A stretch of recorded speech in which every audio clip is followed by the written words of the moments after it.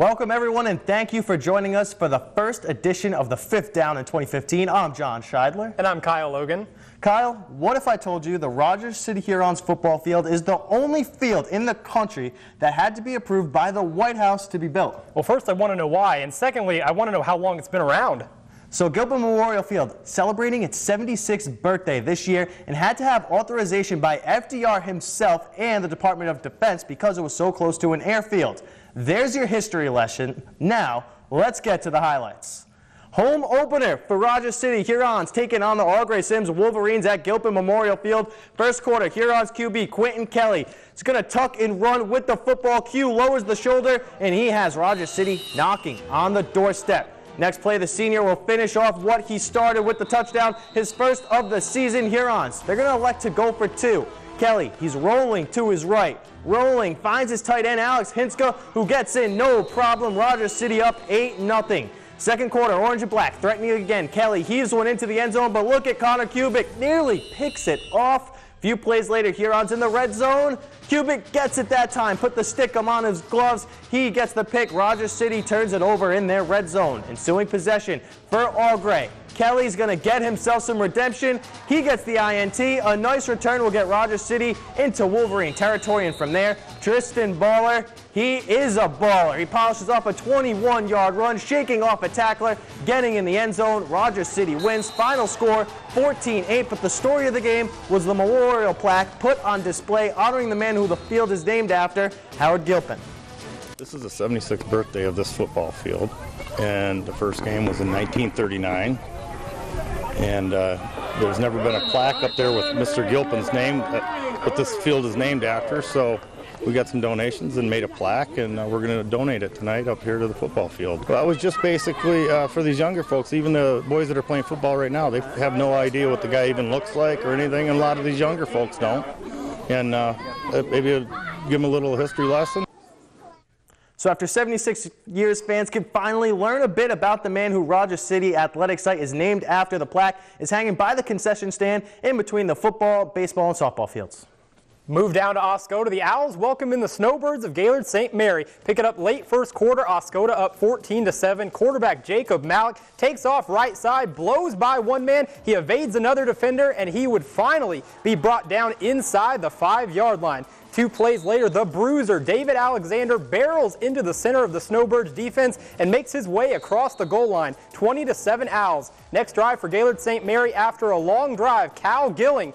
He would take this one around the right side of his QB and easily get into the end zone. His team now down just 1 possession. A couple drives later, the Snowbirds quarterback Adam Nowicki takes the direct snap, rolls left side. He decides to tuck it. Beautiful spin move here. He carries the defender into the end zone. That score with the extra point would tie this one up. Less than a minute to go in the first half. Oscoda is not content. Malik, a bubble screen here to Hunter Huckabee, and he takes it into Snowbirds territory, making a few guys miss before he is finally brought down. 2 plays later, Malik rolls out to his right, and he finds Jacob Pike as he waltzes into the end zone. 1 of 3 touchdowns on the night for Malik. The Owls go for 2 and get it and go into the locker room up 29-21. A low-scoring second half would follow, and the Owls go on to win by a final of 35-27.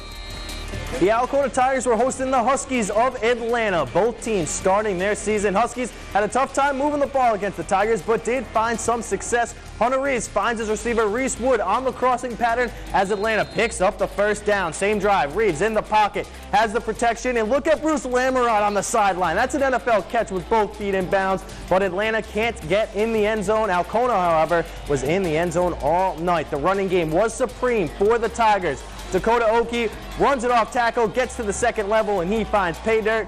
And then on the point after, Jack Hutchinson, he will get those 2 points, and Alcona is up 60-0. And then it's the quarterback's turn. Alex Stevenson takes the keeper outside and upfield. No one knows that he has the ball. And Alcona ran for 428 yards. Brock Franklin, a standout rushing performance, 190 yards on 12 carries with 3 touchdowns, as the Tigers shut out the Huskies and win big at home, 70-0 the final.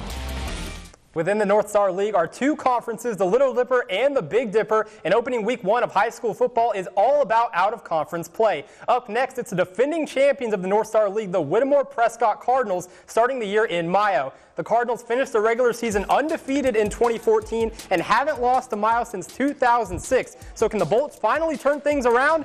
They just might. Early on, little offense for both teams, but Mio late in the first half finds success. Quarterback Riley McMaster drops back, fakes to the running back, and finds Reed Gaylord deep downfield, moving into Cardinals territory. Unfortunately, the drive proves unsuccessful. Next drive, Cardinals in the red zone, and that's where we pick things up. Quarterback Blake Liddell takes the direct snap and powers his way across the goal line. Cardinals would go up 7-0, but the Bolts would come out on fire in the second half and push across 33 points and win their first game 33-20 over the Cardinals. Wrapping up our highlights on the Joburg Cardinals, who made the trip to Mancelona. Joburg wasting no time extending their lead.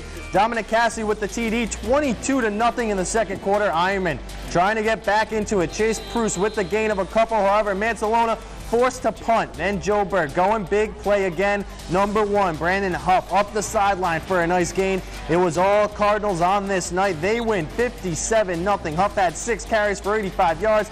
Ethan May chipped in with 81 yards and 2 touchdowns as the Cardinals start their season with a bang. They go on to look to improve on their record from last year, where they finished 9-2.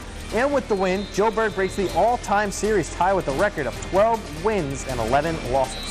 2 other scores to report for you. In Onaway, the Cardinals hosted Rapid River in their first game of 8-man football. It was an exciting game, came down to the last 2 minutes where Rapid River pulled away, scoring 2 touchdowns after the 2-minute warning, and they went on to win 26-12 the final. Then the Hale Eagles made the trip out of town to Madison Academy. This game actually played last night. Just getting the score reported tonight, Patrick Harris, Hale's quarterback, scored 2 touchdowns, but in the end, Madison was just a bit quicker on the night, where the Eagles didn't reach their full potential. Next week, Hale has their home opener against Queso.